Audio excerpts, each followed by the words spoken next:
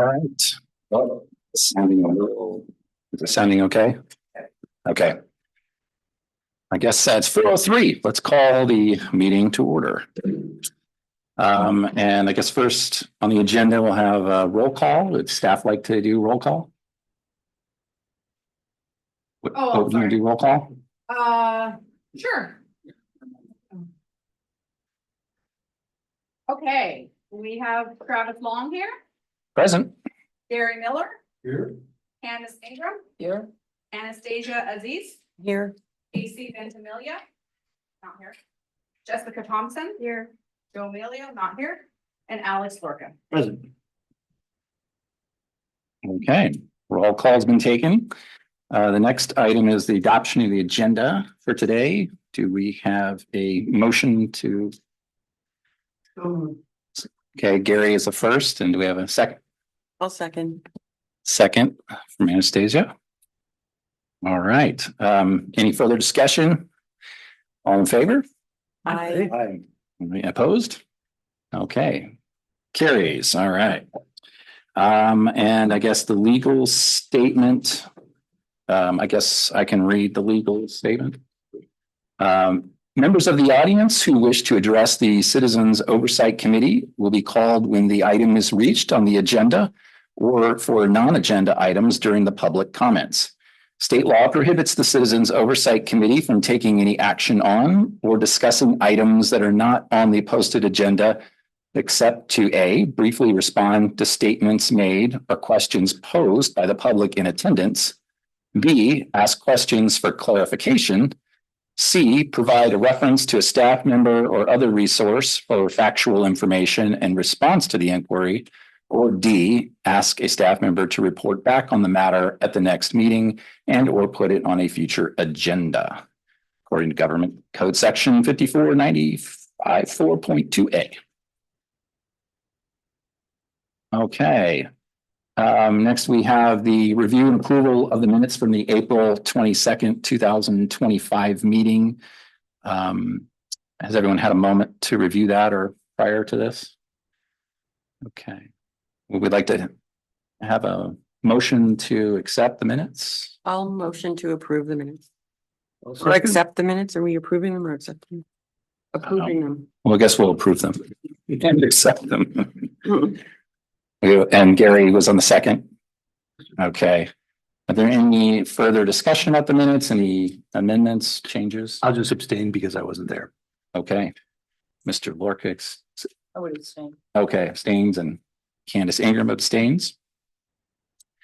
Okay, any other, need a minute to review or? Okay, should we call for the vote? All in favor of approving the minutes? Aye. Opposed? Okay, the minutes stand as they were. Okay, I guess at this point, we're open to public comments regarding the 2014 election Measure A Education Technology Bond Series C funding. Nobody online, and doesn't look like anyone here in the room, so there being no public comments, that is closed. We'll move to the next agenda item, which is public comments on 2020 election Measure D Facilities Bond Series A funding. Again, being no one online, no one in the room, the public comments have been closed. Next agenda item is our Director of Educational Technology, Matthew Binder, is going to give us a presentation on the Ed Tech Bond project for 25-26. Rather than standing up there at the podium, I'll just sit here at the table with you all. We've got a quick, and I say we because it's Director Algazi and myself, we'll be giving you guys some of the rundown of the latest projects that we've been working on and we'll continue to work on throughout this school year. These are the signature technology projects for the school district. And we'll go ahead and start off with our first, which you may have already seen, our redesigned website, which took shape over the summer. We finalized it and signed off on our redesign. And that included all the sites as well as the district office website. And so that was one of the big pushes that started at the end of last school year. Next one. AI, as you've probably noticed, is almost everywhere now. And we continue to deal with the ramifications of what it means in the classroom for teaching and learning. We will be starting an AI task force this year to outline some of the more important policy considerations as we move forward with this new reality. Director El-Ghazi will be heading up the task force. Student device refresh. We've been started at the high school last year. We replaced all the Chromebooks at the high school. And we have a multi-phase refresh plan that will use Measure A. Obviously, everything we've been talking about is covered under Measure A. That includes device refresh at all the schools, iPads for the lower grades, Chromebooks all the way up to grade 12. And we're going to be rolling that out in phases, as you can see there, so that we complete the refresh before the end of support for our current legacy fleet, the Dell 3100s. We're replacing them primarily with the HP Generation 14 devices, which are faster, slightly larger units for students, and obviously up-to-date operating system. And then Director El-Ghazi is also working on security camera upgrades for all the school sites to cover areas that are currently not being surveilled. This also includes a new appliance, a new NVR, which is the unit that records and reports on the statistics of what's being tracked with the security cameras. And then one of the more, I guess, inspirational projects is our multi-room AV upgrade at Forest Grove. So we're going to be replacing the existing hardware with a rear-facing projector, automated retractable screen, some lighting, and some audio will also go in as well. So that's technology coverage. And then, of course, this marks our last year of our 3-year educational technology plan. So we are undertaking a revision of the plan to include new initiatives, new areas of focus that really lays out the map for the next 3 years of how we intend to spend Measure 8 ed tech funds bond for the school district. So there you have, kind of like in a snapshot, a real brief list of some of the more prominent projects we have and that we continue to work on throughout this year and into next. Happy to answer any questions you might have. I have a question, Matt. Yeah. With respect to the use of the funds in terms of the actual devices, which obviously is a bulk of a lot of the money. And I know you're upgrading everything right now. What's the process by which the contracts are being negotiated and through which entities in the district in terms of, for example, being locked in on a Chromebook, which requires that you be connected to the internet no matter what you're doing, even if you're just word processing. So given the fact that we already have pre-existing major issues in the district with kids being distracted because their Chromebooks are online at all times, no matter what they're doing, whether it's in a textbook or whether they're word processing or anything else, combine that with AI and access to all the AI tools, right? That means less control for the educational entity, for the teacher, for the district, for the school sites. Because, for example, like you can't get a kid typing without also being connected to the internet because we're tied into Chromebooks. The other piece is, for example, if you're in the Microsoft suite, you do have the ability to integrate AI, but it's not every AI tool that's available, that you haven't found to block, at the district site level or at the site level. So just any thoughts or any insight you can have into when that decision process happens, how this money, how those contracts are negotiated in terms of how this money is spent on what types of devices and how we're locked into Google and for how long. Well, like so many other school districts across the country and the world, Google Educational Suite is pretty much the core infrastructure. So we're not alone in that regard. You're probably aware that Google itself is highly involved in data protection and security, student data privacy, probably one of the more active tech companies that actually use that as part of their strategy for keeping districts safe. We have the ability through our central management system in Google to turn off access to AI. We currently have it off for students. So right now, it's really about selective access when we bring on a new piece of software. One of our conditions is that it comes with a student data privacy agreement, whether it has AI tools or not. That's a basic requirement for contract negotiations. Has to have student data privacy as a key fixture of the product.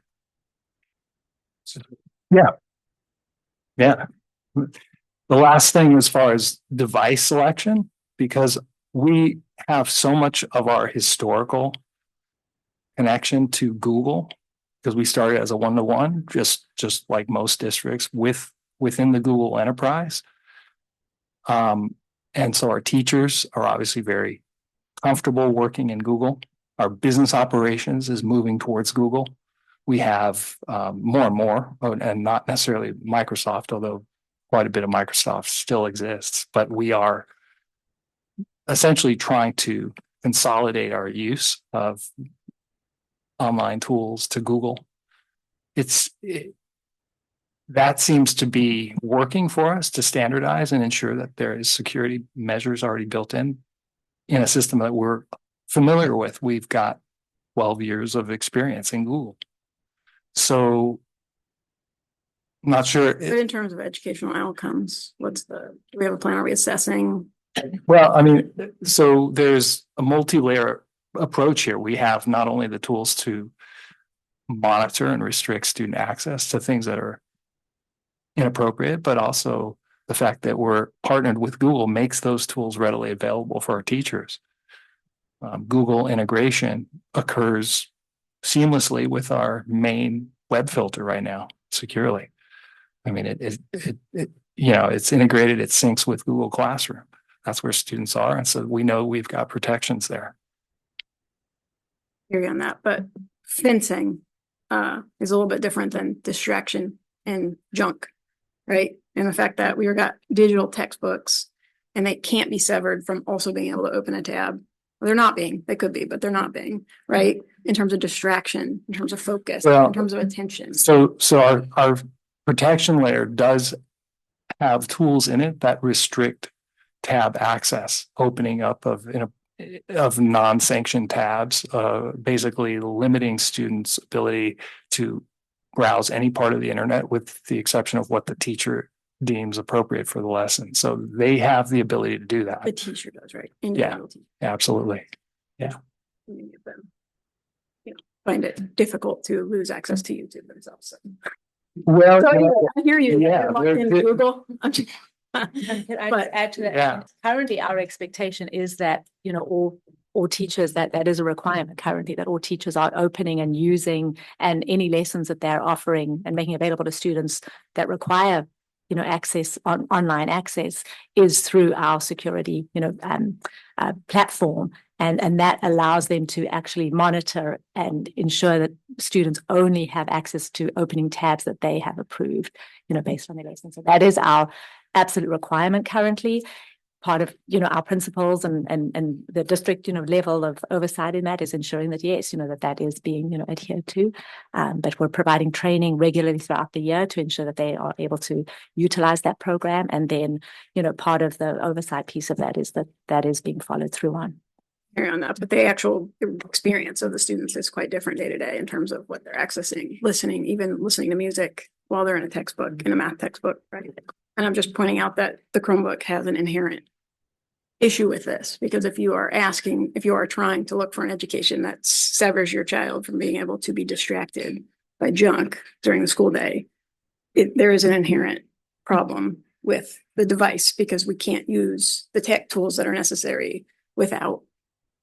So if the Unless we teachers check- are using the security system as required, they have the training to actually limit student access to anything but what they deem appropriate in that lesson.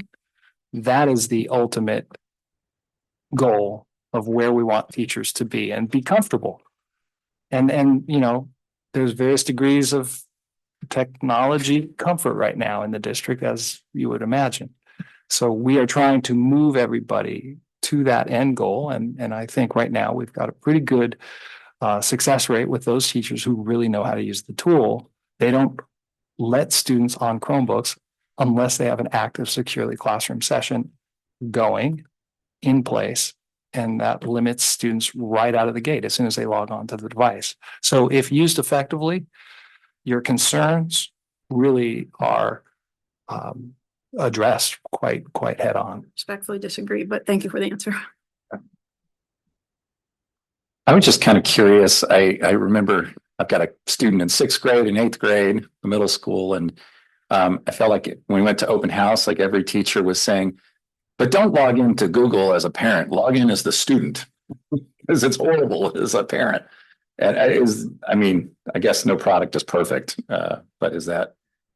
So what they were referencing is probably your access to Google Classroom, the classroom stream specifically, which is designed to be a student specific environment. Google has created these weekly updates that are sent out on behalf of the teacher as to what's going on in the Google Classroom. It is not a direct, you're right, access to the actual activity stream in the tool. And so, yes, the workaround is just to use your students' login credentials to get into the Google Classroom if you were that interested in seeing the day-by-day account of what was going on in there. We've asked Google about this, like, right. You think that they would have heard this? yeah, before. and they have. We're not the only ones who asked them about this. Their response is, whether you agree with it or not, is the parent has access, has the obligation and the right to ask for anything they want. You can provide it through the administrative panel. No problem. We designed Google Classroom to be a student-teacher interface environment. Well, that's their response. Is there a cost to the school district for using the Google Classroom platform, or?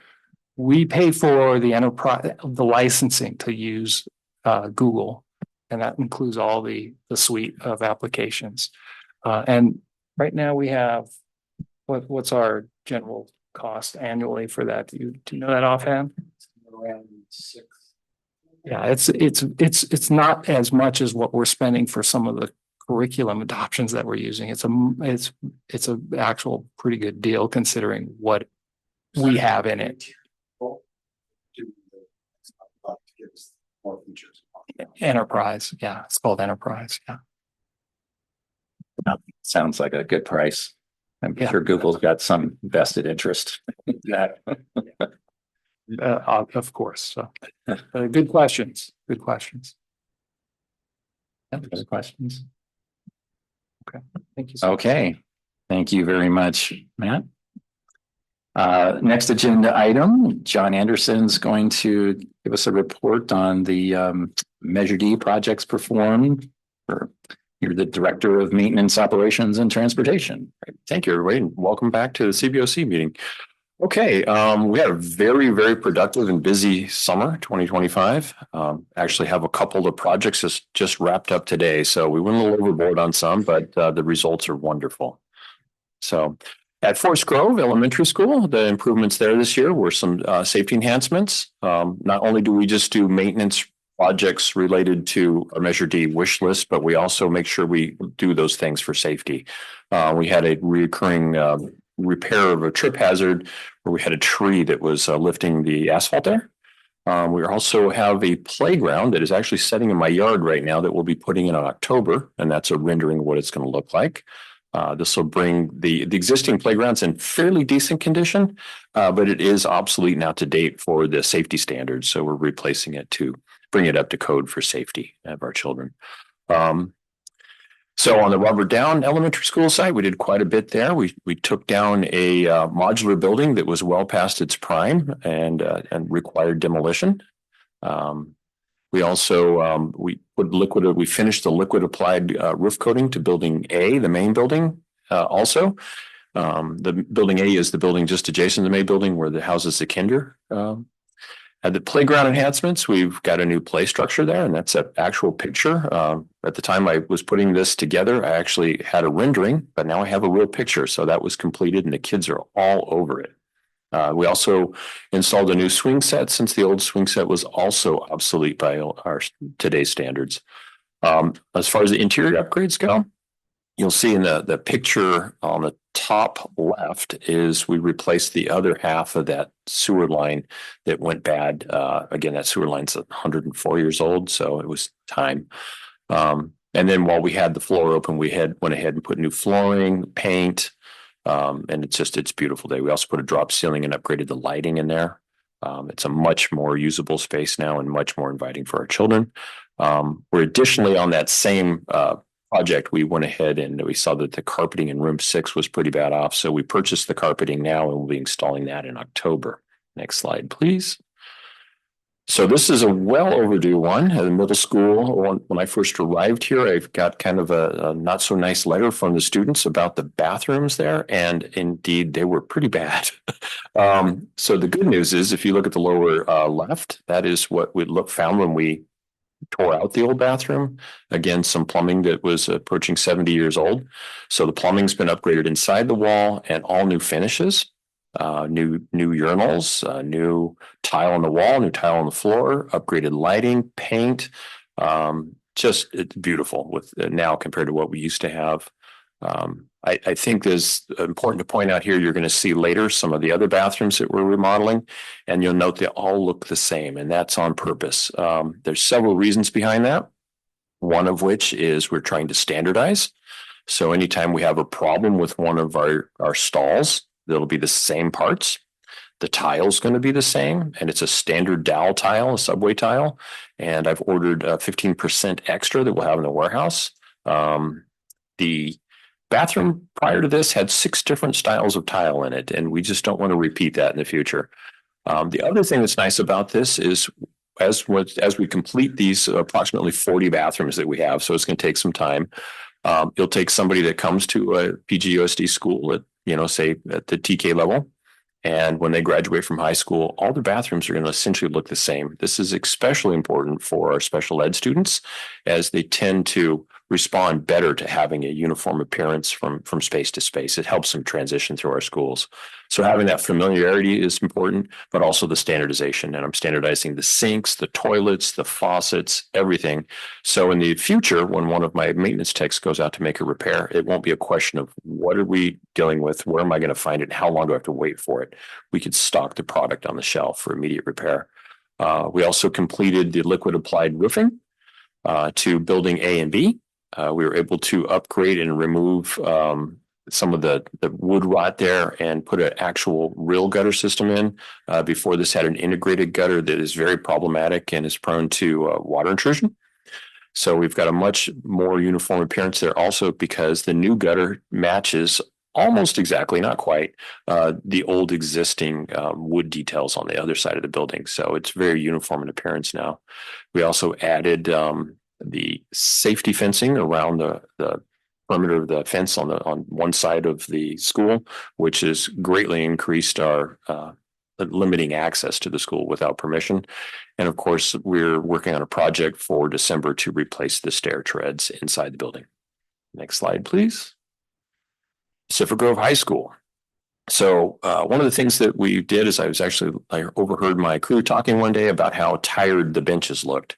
So I turned that into a summer project, and we kind of redid all the benches, not only here at the high school, but also at Forest Grove and Robert Down. Again, all uniform color and appearance for easy repair and maintenance. We refinished the dance floor with a coating specific for dancing. So that's going to improve that for our dance team.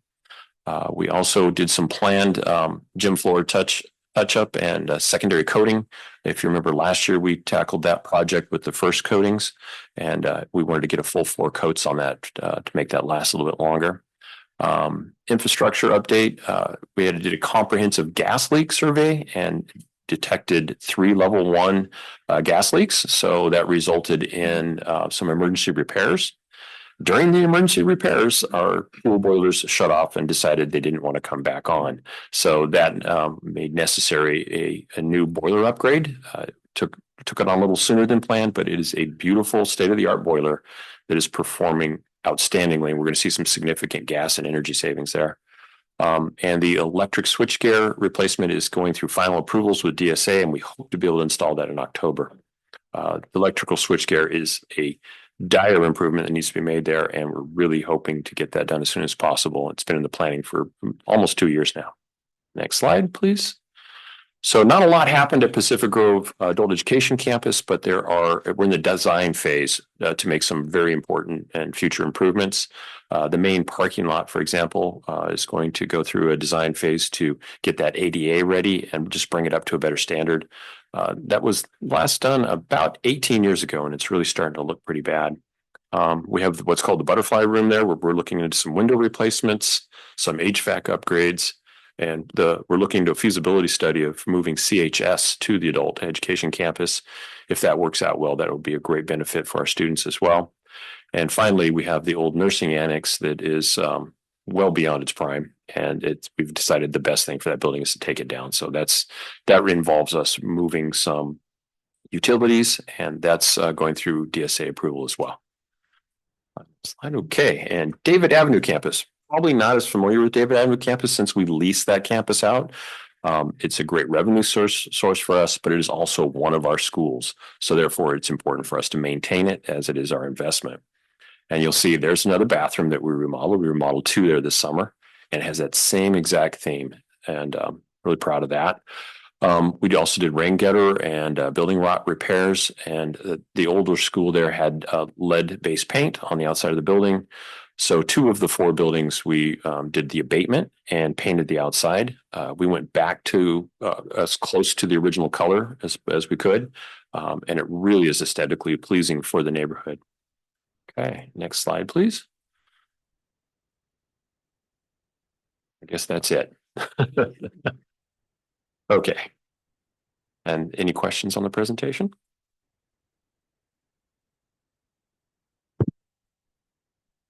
Through the chair, I have a question.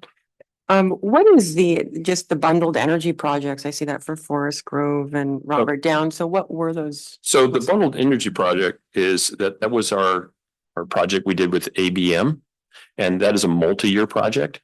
And so most of that work actually happened over the last 2 years, and we didn't do much there this year. But ABM is the one that's working on our electrical switchgear.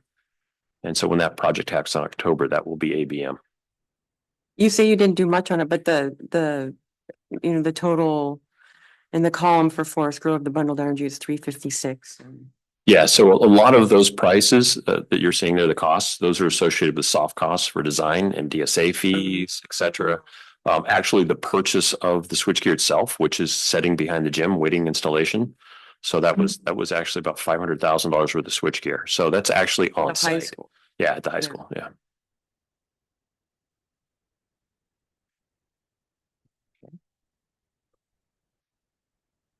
Any other questions, comments, or should we move to the next? I just have one more question. So the program management fee that's under district office for 291, that's also a soft cost?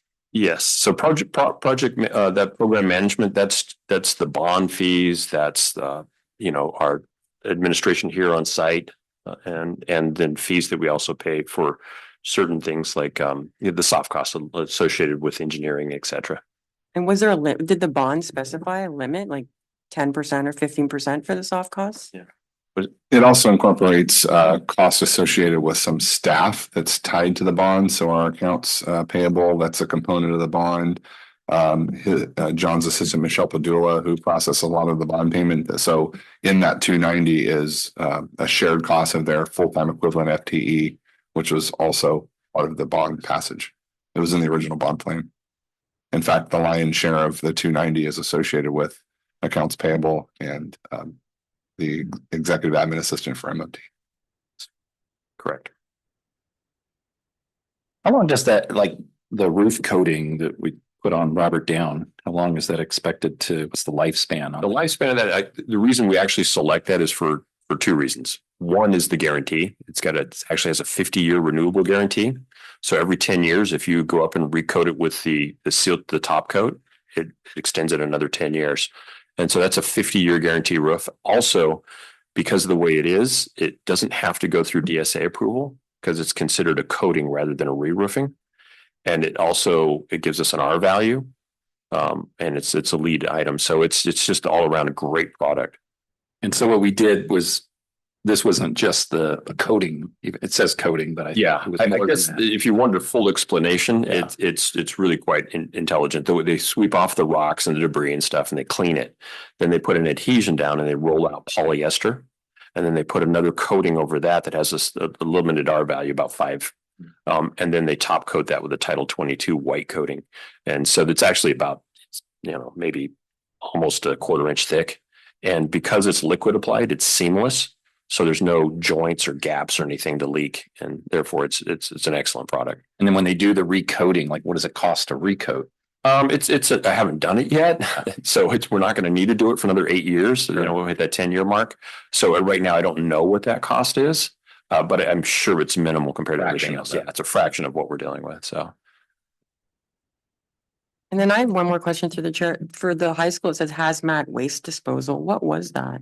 So I'm embarrassed to say that we actually had for years not gotten rid of just the different science products, things that are in a jar with formaldehyde and different chemicals and such, literally stuff all the way back to the 1960s.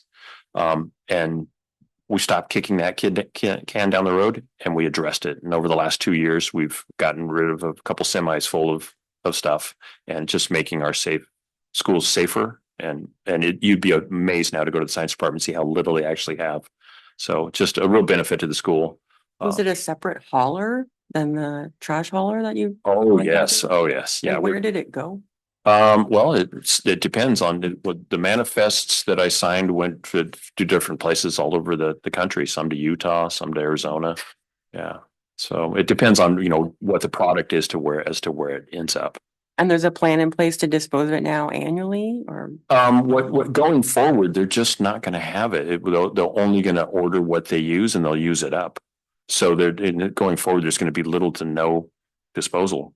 Because things have changed so much with the way we run our science departments that there's no need to have a bunch of things in a formaldehyde jar anymore and a bunch of toxic chemicals. We just don't use them. So going forward, it's just we don't have them. I would just suggest that our insurance carrier that does the annual review, right, Keenan comes through, they identify anything that and this is a area of concern for them as it was when John came into the district. So he kind of did this massive lift to get everything. And it was thinners, there's all paints, there's a lot involved here aside from science. But every year that our insurance carrier Keenan comes through, they do a list for us and then we address it annually as opposed to letting it build up. And I think it's probably important to point out that when I arrived here a little more than 3 years ago, the Keenan list was, a substantial document. It's now a very small document, and our insurance carrier is extremely happy with the progress we've made. Great. Okay. So we talked about the past. I guess we're moving to the future. Let's do it. Okay. So at this time, I'm going to ask him to bring up. Thank you, Louis. So the facilities master plan is the major effort that we went through. Prior to the facilities master plan, I was bringing forward about every 2 years basically a reprioritization of Measure D. With the facilities master plan, we now have a long-term plan with very specific items going forward. And so I believe you probably might all be familiar with the facilities master plan. It does live on our website now and was approved by the board. And so this is our new guidance going forward. And so I just wanted to point it out to everybody that there will be no more reprioritization plans. We're going to get to the end of Measure D and we're moving in this direction of taking the master plan forward. With that, we've made prioritization of what we call priority 1, 2, and 3 projects. And that's when I'm introducing this as the new method for executing the bond measures. We've actually hired someone to help us with that, and he will be giving a presentation shortly. I just wanted to also bring up the fact that we're have the formation of the bond subcommittee, and this committee will be in place to help us decide the measure, those items that we call priority 3. Priority 1 and 2 are like automatics that we're just going to have to do. But then everything that's left over with available funds, we're going to start addressing and taking on those priority 3 projects. And so I think at this time, I'd like to ask you if you have any questions on that or if you need further explanation. But with that, also Dustin Connor is going to be giving us a presentation in a minute that explains it a little bit more in detail. Yeah, because it's about a 350-page report, as I recall.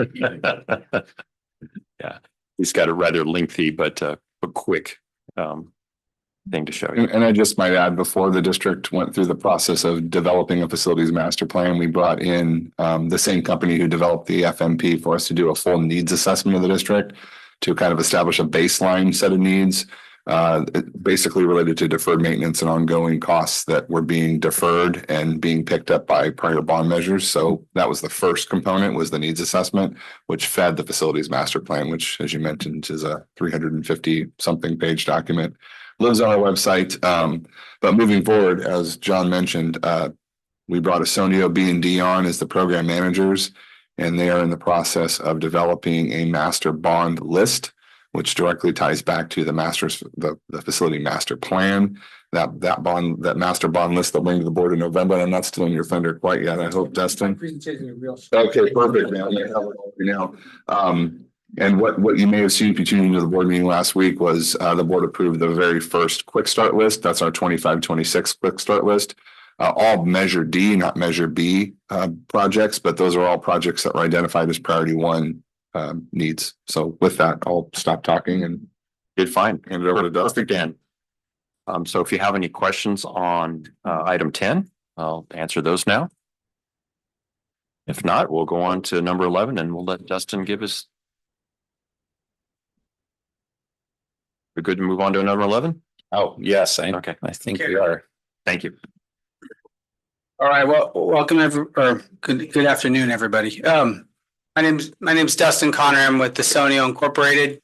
We're gonna go through this slideshow here that we did for the board, but it'll be abbreviated because time and we've covered a lot of this. So we're Asonio, we're a local general contractor out of Castroville. We also do construction management. So we've been doing construction management for about 10 years now, all schools. So we're familiar with all the local contractors and subcontractors, and excited to be here working for the district on this program. Should I move over here so you can see? Okay. My name is Dustin Connor. I'm a resident here at PG. I'm also a parent and an alumni. I've been in the construction business for about 20 years now, doing all CM, industry CM, managing schools. We're partnered on this bond with Brailsford and Dunleavy. They're a nationwide firm out of and they've been in business for about 20 years. So with this program, you get some local attention, local commitment backed by the big time group that's B&D. Cody Carpino, who's on the Zoom, is going to be introducing himself and going through the quick start projects here when we get to that.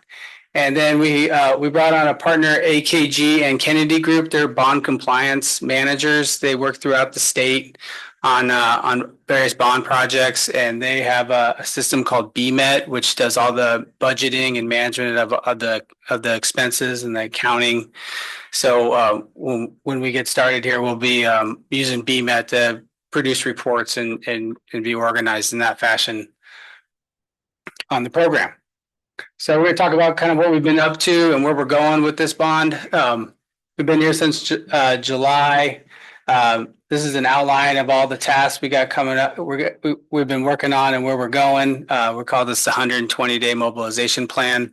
The end result here is to be back in front of the board in November with a master list of projects for priority 1 and 2 projects to get approval. And that will be our roadmap to start working on these projects for the next 5-10 years as we roll through this bond.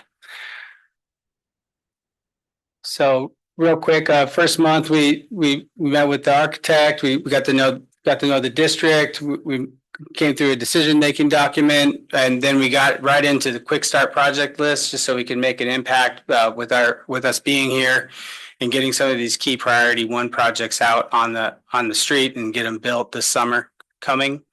We also dove into that 300-page facilities master plan that's freshly approved and got to know that intimately. And then we've been making our way through all the campuses, getting to know the actual sites, and we call that a gap analysis. We pick up any items that may not have made the master plan and throw those on our list for consideration. Second month really got into our quick start projects. So we did full scoping on those, estimates, budgets, got design proposals, and then we were at the board last Thursday and got approval on that. We'll be briefing you on what that looks like, these coming projects. And then we finished up our site tours and our gap analysis report. This month, we're really diving into estimating. So we're working on all the budgets of each project. We'll be developing our master list for 1, 2, 3 priority projects, kind of seeing where we stand with the available funding for Measure B. And then we'll call that the full need list. And then we'll start working on how do we manage that, all these projects, and where are the priorities, and building the schedule for that. We'll also be working on other consultant procurement. We're looking into interim housing to try to loosen up the schedule. Is there any open space in the district where we can move a class and get a project done during summertime or during the school year? We're looking into some construction delivery methods, various ways to approach a project depending on complexity and constraints, and bringing on that building partner before we go into construction. It's a little different than what we do currently, which is design, bid, build. And then we're doing introductions to the community. So we were at the board meeting last week. We're here today, and then we're going to be meeting with the bond oversight committee, or the facilities oversight. I'll get it one day next month. And then, like I said, we'll be back in front of the board with our priority 1 and 2 project list. For initial presentation. That's a proposal. If we need feedback and to reshuffle that, we'll work through that. And then the priority 3 projects will be going to the bond subcommittee for consideration, and then we'll work towards what makes those lists and complete the whole bond program. So now I'll hand it off to Cody on from the voice from the heavens here. Cody, you there? I'm here. Can you hear me? Yep. Bruce Almighty, right? Yep. Yep. Good afternoon, everybody. Sorry I couldn't be there today. My wife had to have a medical procedure this morning, and just could not make it there in person. Normally I like to do these CBOC meetings in person. Anyway, Cody Carpino, I'm a director with Brailsford and Dunleavy. I'm actually a licensed architect by training. I spent 20 years in private practice, and then joined D&D about 5 years ago, and absolutely loving the work that I'm doing now as a bond program manager. So I'm going to just go very briefly over our quick start projects that were just approved last week by the board. And so the first one here is Forest Grove Elementary School. The lion's share of the work is redoing the playground surfacing, new striping, and new playground equipment. And then also ADA accessible path of travel that's depicted with that yellow bar there on the upper part of the screen. Next. Robert Down Elementary School also has a very similar scope, also redoing the playground. There's a lot of cracking, and it just needs to be given a fresh new look, new striping, new equipment, replacement of stairs for code compliance, also ADA path of travel. Couple other random things here, adding a new fence on the westerly side of the site for a more security between the residential neighborhood and the site itself. Next. Pacific Grove Middle School, you can see here that it's a smaller scope, and that's mainly because the district's been doing a concerted effort right now with improvements, painting and fencing, and generator and a few other improvements. So the focus here is really just continuing that in summer of 26, some additional fencing, finishing up painting of the buildings. We are planning an HVAC project, but that will be done in summer of 27. Pacific Grove High School, there's a significant elevation change between the main campus and the baseball field there. So where Dustin's circling in yellow would be a ADA path of travel. getting a switchback ramp down to the baseball field. We're also looking at some fencing improvements on Forest Lodge Road, just for security purposes, and then some other miscellaneous things with some drainage issues at the library, also fire lane paving and additional envelope improvements. And then adult education, John actually just showed this on his slide deck, essentially similar to Robert Down, but we're focusing on the parking lot. So replacement of the parking lot, ADA accessible improvements, trash enclosure to kind of clean up the sanitary conditions out there. John mentioned demolition of the nursing building, and then some additional fencing on the southeast corner. John did mention also that blue area. We are studying moving the continuation high school from the David Avenue location over to the adult education site for a little bit more space. But we're, as part of this effort, we're just doing a design study at this point. And then lastly, David Avenue campus, excuse me. Also, we are just doing a study at this time. So just a conceptual level feasibility study is what we call it, to see what it would take to get ADA accessibility from the parking lot on the on David Avenue and then down the spine of campus, and then renovating another set of restrooms. So similar to what John showed with the restroom upgrade, we would do one more set here at the David Avenue campus. I believe that's it.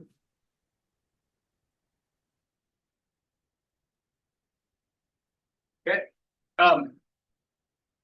So yeah, so that was the list of projects. Here's a sample of our BMET reports that you'll be seeing as we roll out more work in lists.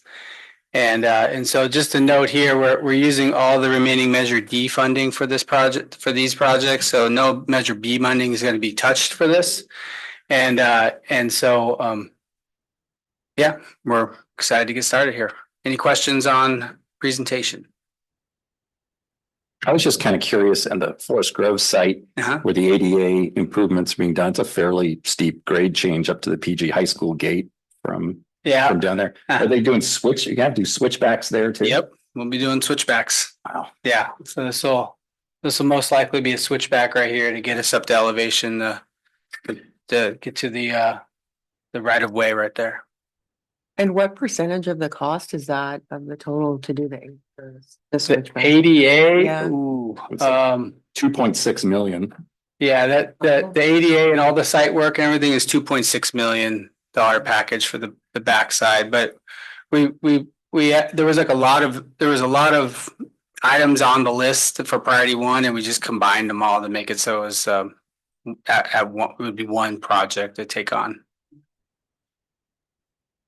Cody, do you want to talk through the scope of work associated? I mean, we have concept design as well as the restrooms there, which are going to be triggered for ADA. I mean, do we want to talk that through with the committee so they're aware it's not just 2.6 million for ADA path of travel from the drop off area up to the fields? Yeah, I can touch on that a little bit more. So the yellow path, really in front of the buildings there is pretty close to compliant. It's really, from that point, where Dustin's pointing is going to be the lion's share of the work. It's not a significant elevation change. I'm not too worried about having, 7 or 8 switchbacks. I think, 1 or 2, maybe 3 will get us up to that elevation. What Josh is alluding to, anytime you do a DSA project, DSA being Division of the State Architect, or the agency having jurisdiction in schools in California, public schools, that is. The other thing that gets triggered is DSA wants to make sure that you're not just doing the scope of work that you want to do, that you're also making sure that the ADA parking spaces, the closest restroom, and then public right-of-way are all compliant. And so all of those will be triggered actually on all of these projects. And so some money that's in that budget will be devoted to those particular items. I have another question just through the chair. So at the high school, there is an elevator that's been broken for many years. Is that required as part of ADA, or is it enough I know I've been told that there is a path of travel that's quite circuitous and that's why I guess the elevator hasn't been prioritized. So I could answer the elevator. So all of our elevators, we had previously had a elevator service company that was not really giving the service we wanted, and I had to essentially basically eliminate their contract so I can get a contract with a service provider that would do us well. We have since eliminated the old contract. I have a new contract with Otis Elevator Company. They have visited every single one of our elevators. All of our elevators are now operable and in process for permitting. Elevators and chair lifts, with the exception of the one at the high school. We're waiting for a part, which was actually due here about 2 weeks ago and hasn't arrived yet. And once that part arrives, that final elevator will be put back into operation, and we hopefully will be permitted shortly after that. Great, that's great because there were parents commenting that had disabled students there. And then just going back to the high school, there's also a path of travel like that kids cut through in that back sort of area. You can see it. It's just all I don't know how to describe it. From when the gym and the tennis courts up to like the library. Is there anything like formalizing these informal paths? Right now, that's not on our list, but those are things that I'm sure that Cody and Dustin will look at as we go forward. That's one of the things Frank Lloyd Wright did right, is when he designed campuses. He designed them without sidewalks, let the students walk around, and then put the sidewalks where the kids walk around. So I think that, going forward, we'll want to do that. We do have one such path near the back of the library that we will address in that manner. But going forward, we will look at those type of things. And then one more thing. There is a lot at the high school. So my kids are at that. Well, I now just have one left at the high school. So that's fine. And there's a lot of heaving of the walkways. So is that going to be addressed? And then second question is priority 3 is refreshing the interior of the classrooms. I'm so glad you guys are doing the roofs, the exterior, the electrical, the HVAC, as my kids have sat in cold, cold classrooms where the heat doesn't work so great. That's wonderful. But is there going to be any money through the bonds to refresh the interior of the classrooms as well? Yes, and those are some of the things that the bond subcommittee will be helping us prioritize. But we have started moving to do interiors. I'm very excited about that. And that was when I brought my reprioritization list. I talked about the building envelope first, because it makes no sense to put new flooring and new paint on a building that is not nice. So what's not included on these Measure D project reports that I did was the work that I did outside of Measure D through the summer, which we did paint at least one really bad interior, and we have some more plans for more flooring, and those will be accomplished with other funds outside of our bond measures.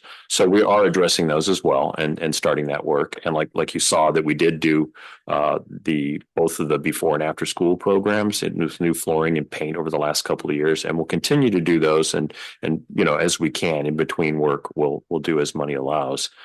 So that is part of it. And as far as the concrete, in the last 2 years, I've replaced several sections of concrete, and we're going to continue doing those in those places that we have uneven concrete. One of which is actually one of the priority 1 plans, and that's the back side of the library at the high school. It's really bad there, and that's we're planning something there. Yes.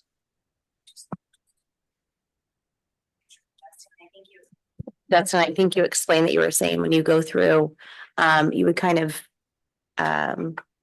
document and add to like a maybe list. Yeah, right. Anything that wasn't already captured in the master facilities plan that maybe could be added somewhere, maybe by the subcommittee. Yeah, that's correct. And so things like what we were just discussing, like the student kind of self-created walkways and then my other question was the area you're talking about behind the library. Is that what I saw in my PTA meeting last night at the high school? That's going to be like a flat cement pad with a little mobile like surf truck for food service. So like the cute benches, is that like that area that was like really uneven? That actually I was working with Robert about that very thing just yesterday. It was absolutely adorable, and yeah, so the students would really. Yeah, we did a layout yesterday, actually between building F and the Yeah, I map saw and the the rental and NPR. it was, So we've got that all marked out on the floor Yeah. if you want to see that. Again, that's outside of the bond. yeah, But yes, that's It gonna be, was that's gonna be a very- little eating area. very pleasantly surprised to see. And so to get, economy of scale, we have a moisture intrusion issue into the library that needs to be taken care of. Yeah. That's going to require us to do some digging behind the library. And so we're going to take advantage of that. We're combining The that projects with Dustin to be one project on the backside of the library. Genius. And that'll also include a dining area. Yeah, Yes. perfect. Happy to hear. Thank you. I would just like to add, I mean, we've been really fortunate with Fund 13. That's our cafeteria fund. And I presented on this last week during unaudited actuals with the way the funding model works. We've seen surplus. So the project that you're talking about is fully funded through Fund 13. It doesn't touch the general fund. It doesn't touch Fund 21. And there's a lot of projects like that popping up in the district related to food service, satellite food service locations, tables covered, canopies. Yes, Yeah, it structures. solves multiple problems at the Right. same time. Yeah. Yeah, So I and love the then- creativity to like get an amazing end result. And then to fully kind of loop back your question, initially, the needs assessment identified around $54 million worth of needs, right? So we are anticipating attempting to kind of shoehorn in, that's a Dustin analogy, all of the priority 1 and 2 projects kind of into the needs assessment budget, which leaves us with a little bit more, right? Around 24 million left-ish for priority 3 projects. However, we also are aware that during the process of doing the gap analysis, that scope of work and that budget's going to increase. But the district, for the very first time in the history of the district, is applying for state dollars, matching dollars under Prop 2. So we're attempting to stretch that whole 78 million even further, right? If every single project qualifies, which not every project will qualify, but if every single project did qualify, that we could use the full Measure B 78 million as 50% to the state's matching. So we're trying to stretch that dollar. But priority 1 and 2 projects, ADA accessibility, fire life safety, things that have been picked up in the past through deferred maintenance or not picked up, we want to address first. And then as John mentioned, I think it's important to note that Fund 14, that's deferred maintenance, Fund 40, which is our capital outlay fund, those have been building up. So we're going to try to kind of harness some additional projects through those funds outside of Fund 21 as well. So also building in the capacity for deferred maintenance as we continue, like the roof coatings, right? It's not something the bond measure is going to pick up in the future. It's something that Fund 14 will pick up. So I hope that answered the question. Question on that accessibility issue from right the back of Forest Grove. From there up to the parking lot by the tennis courts, is that considered accessible right now? No. So you No. get up there, but then you can't get to the parking lot, I guess, said. Yeah, it's a fire lane. Okay. Guess that's okay. For now. So we're addressing, the quick start list is really just the 25, 26 quick start list that we brought to the board. So we're trying to address everything that we can this year in that list that can be accomplished before the start of the school year, 26, 27 school year. There will be another, let's call it quick start list 2.0 that gets brought forward in the fall of 2026 to address, again, more priority 1 and 2 projects from fall of 2026 through the summer of 2027. And that may be a project that we have to address at that time. There's other accessibility and fire life safety projects that aren't being addressed in this one year of 13.8 million. Correct. Yeah, those are priority 1 projects that are going to be presented in November, along with the priority 2 projects, which are mostly interior upgrades to the campuses that are. It just maintains the current program, so it's modernization of the current program. To confirm for understanding, is that I would assume that's because you have a time frame to start and complete them during the downtime to get them done in the priority order. Because the deferred maintenance was not done for as long as it was in structural integrity and whatnot. That's how you came up with the first quick start list, and then after that you create the second one. Yeah, a lot of those projects you'll see on the quick start list were projects that were on John's reprioritization list that the board had previously approved. And I'm going to call it kind of the low hanging fruit, things that we can get accomplished during breaks. There's going to be a ton of project scope For years. that, like Dustin mentioned, is going to require interim housing, programming, planning, phasing, which we'll be bringing forward the master list in November, and then we'll start to plan over the course of the next 5 years, like how we phase in That these makes the most projects. sense. I think it also important to note that over the last 3 years, I've almost exhausted everything we could do without having to go to DSA. Yes. So it's important to note that there's going to be a lot more soft costs involved with the future projects because these are going to all have to need engineering, architectural design, fire life safety review, all those things. And then they're going to have to go through the DSA process. So it's. And I just asked one more question related to Forest Grove and ADA. So when my kids were there were disabled children. And the principal at the time changed the bus drop off from the front of the school to the back of the school. So this disabled child on crutches had to come down that steep walkway. I don't know why that was decided, but so what is the front of the school currently accessible for a child? That is, yes, so, Yes. and that is where they would be dropped and going, okay. Yeah. Okay. The dropping off at the back, if I recall, was because we had that one tree that we had to handle during the storms. Was that like 2 years ago? Oh, no, this was 10 years ago, or I don't know, okay. my kids graduated now, but yeah, however long ago that is, 15 years. Yeah, since then, So can they've done the bump out for the sidewalk, right? Yeah. Right, they've done the pull in, and then there's an accessible path of travel. You'll see like the yellow truncated domes that exist there. That's all been done since Yeah, then. and that principle's gone.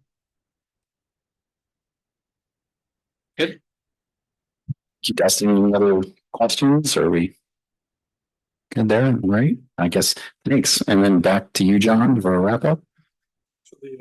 So what we're looking at now, item number 12. Oh, sorry. Yeah.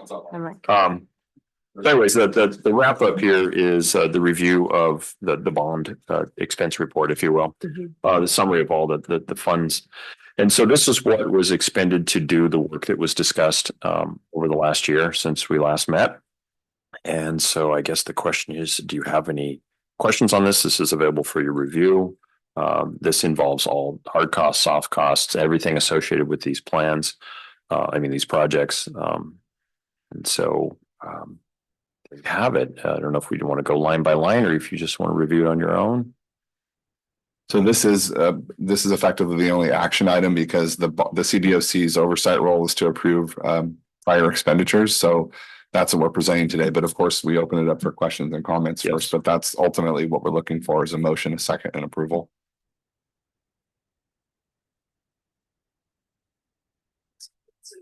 Well, I guess maybe we have a motion then to approve and second, and we can have discussion on the issue. I'll make the motion for purposes of discussion.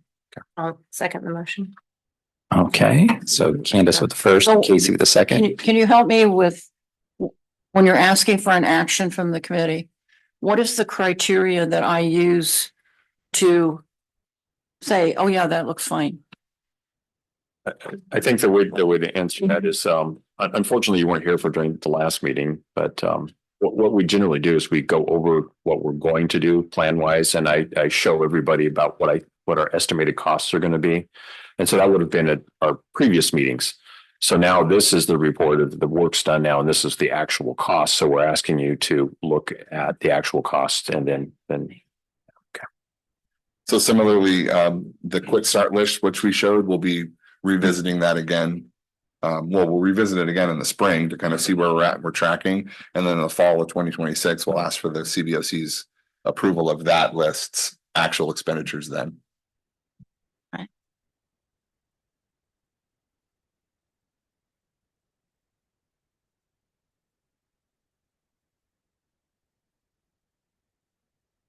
I don't have any questions. I think that I would just like to make note that I saw a large amount of improvement.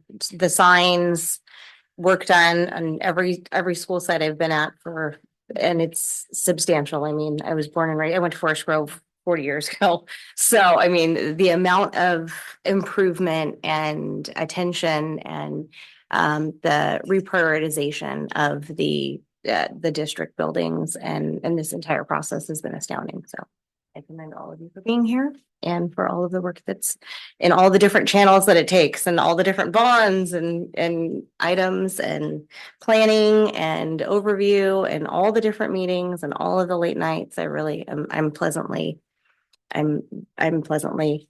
overwhelmed with the progress that I've seen. So Thank you all. Thank you. Much appreciated.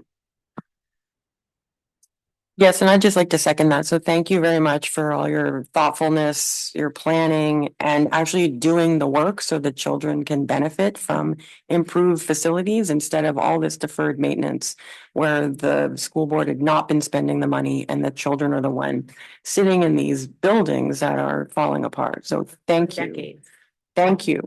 decades and Yes. decades. So. Thank you for your thoughtfulness and your actual actions, taking actions to do the work. Sounds like we got a second on the thank you. Would we like to vote on it? Yeah, it's been a long time coming. Okay. It's a lot of Amy? money, but it's being very well spent, so. Any other further questions, comments, or should we call for the vote?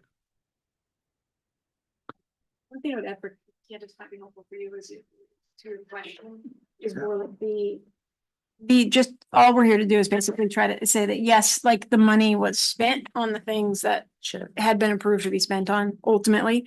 So at one point you'll be able to see like the audit report. That's going to be really important because in terms of needing to be able to trust that because they're the ones looking, at behind the closed doors and behind these numbers. But to be honest with you, there's not a lot of ability for you to assess if you're looking at it and saying like, what am I supposed to, how am I supposed to approve this? Like, that's a natural way to think about it because there's not a lot of information for us to go by. But really, that's just what we're doing is saying like, yes, it looks like you spent it on things that were.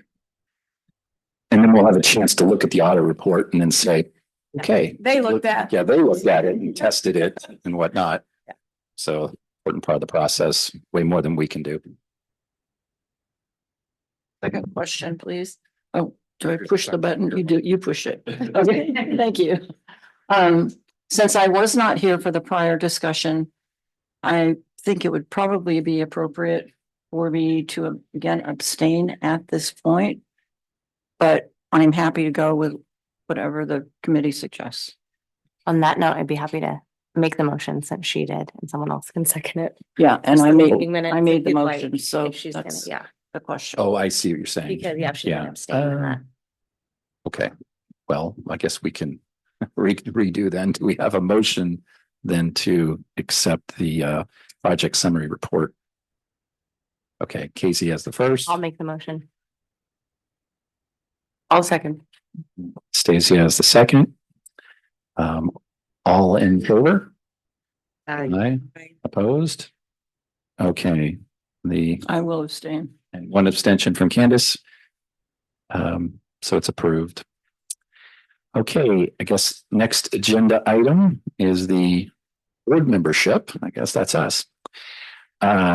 Is there staff or someone like to speak more to the process? I could speak to that. So we have, for two of you, this is your last meeting. You're going to term out. So we'll be saying goodbye to Jessica and Alex. Thank you so much for your service. We very much appreciated you. So now it's up to you to find someone to replace you.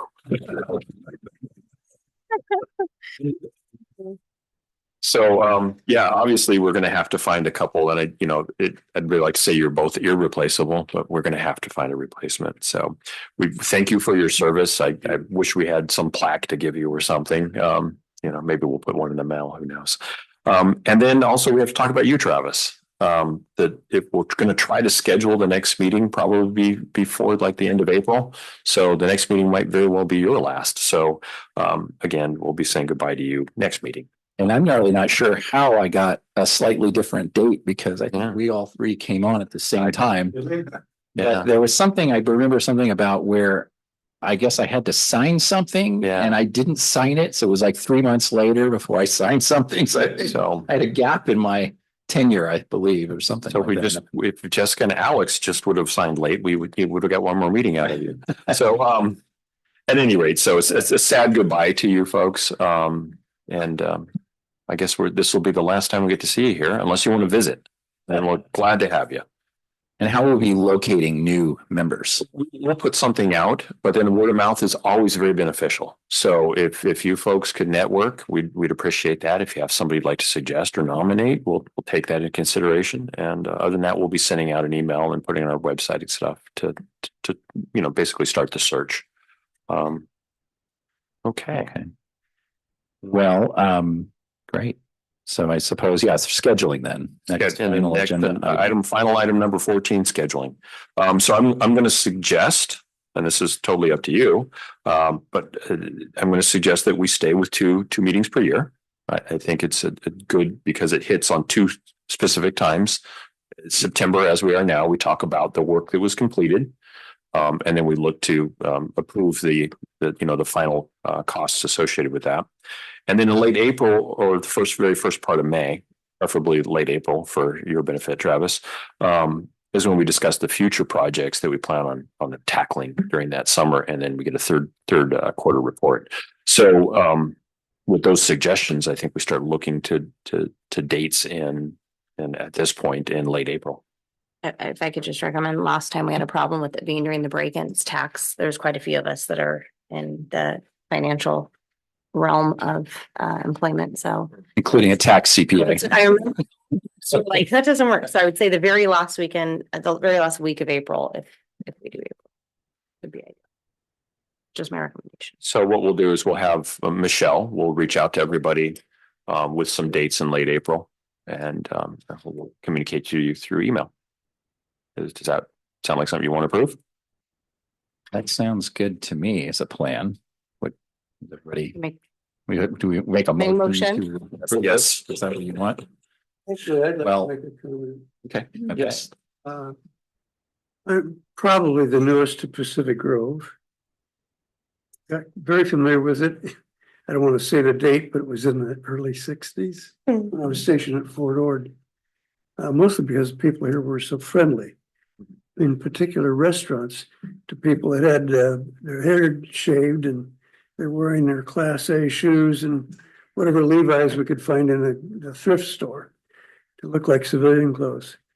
But in my experiences with several school districts, I'm glad to see how on top of getting the surprises 3 years later, because everybody said that's low priority. And then you're into having to meet either state or local needs or laws. All the attention has to be directed back to something that should have been torn down or fixed originally. A lot of people, unless they were ever involved with the building trades, that sort of thing, and management of just buildings and facilities. And I know that's very different than the educational program. But if you put it off, I lived through Prop 13. Every school district was trying to avoid laying off staff when that happened. And so consequently, some went overboard on the not taking care of ongoing maintenance kinds of things, including plumbing that's 100 years old, 70 years old. Outrageous. And that turns around and bites you because it costs twice as much later on. Indeed. But anyway, I'm really happy. I see a lot of good things going in this school district that I really approve of. I do not have any children here. They're all married with kids and all that sort of thing. But no, I'm very pleased. And my initial reaction to keeping up on the grant and how the funds are, it looks like a lot of research and a lot of thought has gone into it by the very people that work here. And I had one question on the technology end of it. Are you replacing some of the computers or laptops, that sort of thing? Or is that a new expenditure? All of the Chromebook device refresh plan is all replacing existing devices. Okay. I know in the early days before anybody ever thought of Chromebook, high school district in the town I came from here had been refurbing and kicking like 386 machines up to 486 because they found out some of the teachers knew how to do it. It wasn't rocket science. It was mostly finding the parts at an affordable price. And we'd pass them down to other areas that didn't have readily access to funds. There were certain instructional things in high school. In the old days, you could write grants for. It was be it state or occasionally Fed, would pipe right in with what they were trying to fund. And that could take care of a huge amount. That's all. I Thanks, really look pleased with what I'm seeing here. I know I haven't said much. I feel like the total newbie here. I bought a condo here in 2013 when I was making my annual trek to the Jazz Festival, which started in the early 70s for me. And the condo was a getaway. Santa Maria is 3 hours down the road. Before that, I lived in Huntington Beach. And I look at the school district there now. It used to be Up and Adams School District. They're having political problems and all kinds of people that want to arrange the programs, how they're taught, how the staff is hired, and all that. And I shudder. I'm glad I'm no longer there. Anyway, you guys are doing great. Thank you, Gary. All right, so I guess should we have a motion to have a second meeting this year in the late half of April? To be scheduled by staff? I'm happy to make a motion to have the second meeting in April of 2026. Second. Okay, Gary's got the second. All in favor? Aye. Opposed? Oh, was there any comment? I'm sorry. Okay, all right. Okay, that carries. All right, I think that this concludes our meeting today. Okay. Yeah.